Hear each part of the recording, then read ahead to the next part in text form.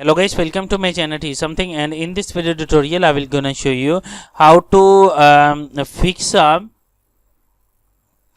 Windows Defender broken on Windows 11 and would not open. So how can fix this step of our? Let's get started. Before starting off the video, I humbly request you please subscribe my YouTube channel for more updates. So let's start.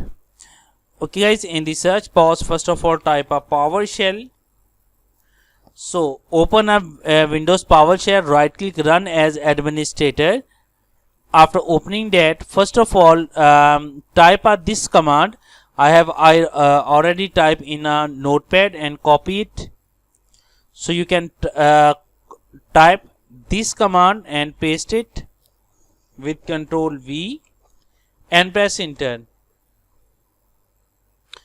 After that type exit and exit the PowerShell and restart your computer, and I'm sure that after restarting your computer your problem is fixed. But if your problem is still, then you can try a second method.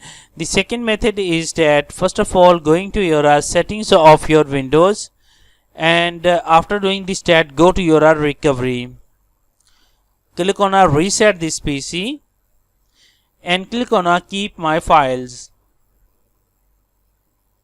Select a cloud download, click next to continue, and it's required for a few minutes to complete the process. And after completing that, restart your computer, and I'm sure that after doing this that your problem is fixed.